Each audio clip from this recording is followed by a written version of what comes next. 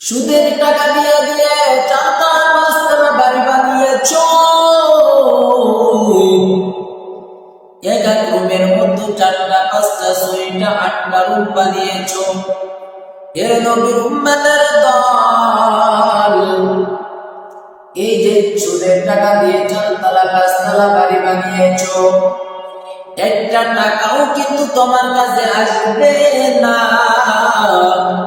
শুধু তুমি সুদের টাকা দিয়ে বাড়ি বানিয়েছ তা নয়, মাঠের মতো বিঘা বিঘা জমি সুদের টাকা দিয়ে কিনেছ, কত গাড়ি কিনেছ, গাড়ির তোমার অভাব নাই সুদের টাকা দিয়া।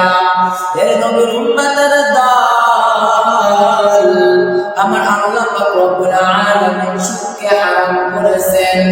আমার রাসূল বলেছেন, আমার যদি কোনো উম্মত সুদ খায়, ঘুষ খায়, হারাম খায়, আমার ওই উম্মতের জন্য জাহান্নামের আগুন রেডি হয়ে রয়েছে।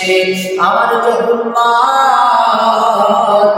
সুদ খায়, ঘুষ খায়, হারাম খায়, আমার ওই বান্দা, আমার ওই উম্মতের সবথেকে নিম্ন পর্যায়ের গুনাহ হইতেছে কাবা ঘরের মধ্যে আপন মায়ের সাথে জিনা করা। সকলে বলুন নাউযুবিল্লাহ।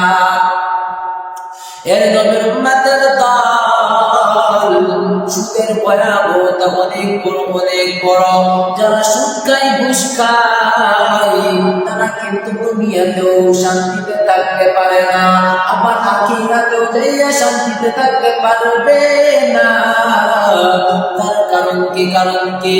কারণ যারা দুনিয়াতে সুদ খায়, ঘুষ খায়, হারাম খায়, গরিবদেরকে অত্যাচার করে, জুলুম করে, নির্যাতন করে, পরের মাল আত্মসাৎ করে ফেলে, নবীর উম্মতের দল, তাদের শান্তি দুনিয়াতে এমন ভাবে হয়,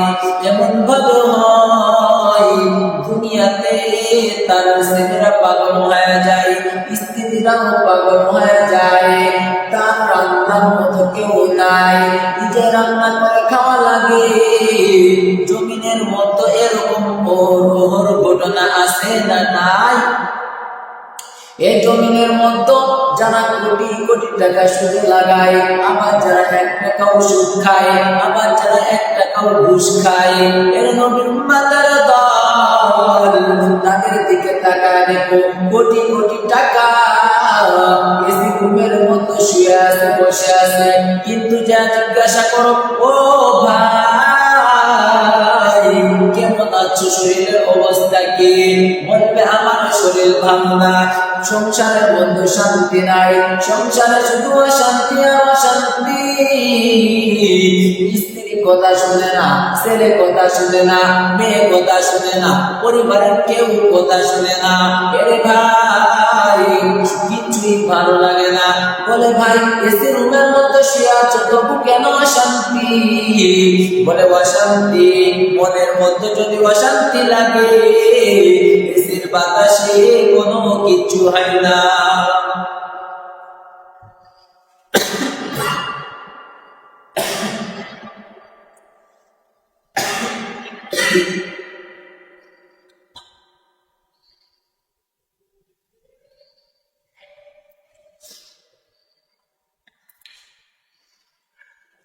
এই জন্য গভীর ভাই, 5 তলা 10 তলা বিল্ডিং দিলে অন্তরে শান্তি আসে না, কোটি কোটি টাকার মালিক হইলে সংসারে শান্তি আসে না।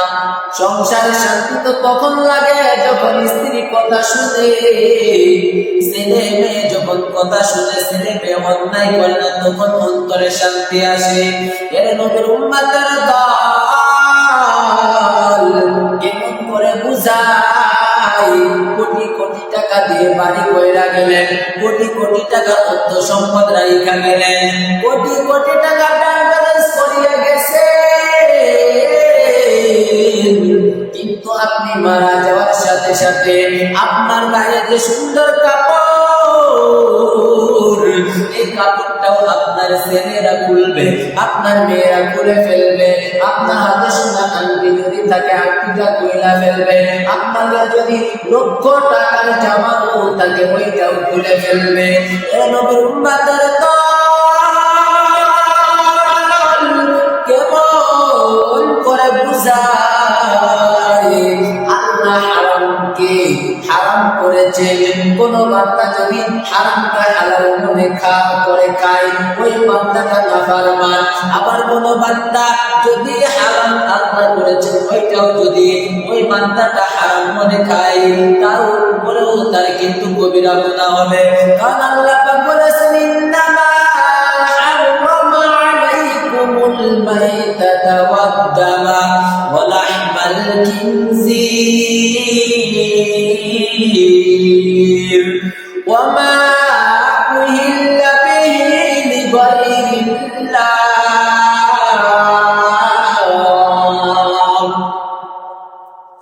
আল্লাহ পাক রব্বুল আলামিন বলেন নিশ্চয় আমি হারাম জিনিসকে পছন্দ করি না।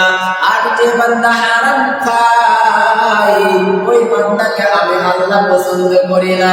ওই বান্দা দুনিয়াতে রিজিকের কষ্ট হয়, ওই বান্দা দুনিয়াতে শান্তি ভোগ করতে পারে না।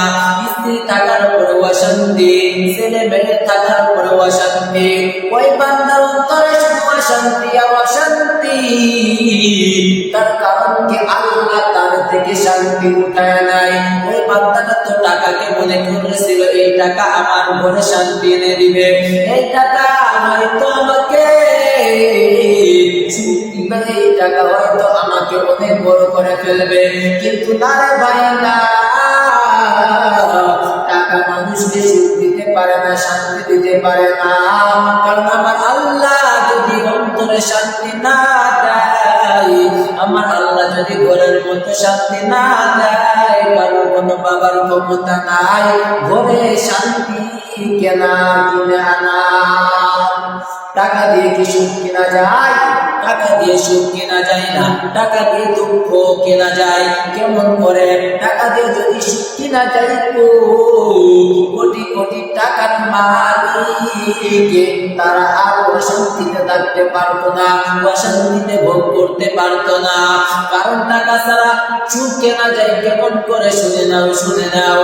এর বান্দা মালিকের গোলামি করো, মালিকের দাসত্ব করো, হালাল ইনকাম করো, অল্প ইনকাম করো, দেখবে ঘরের মধ্যে শান্তি এনে দিবেন কে?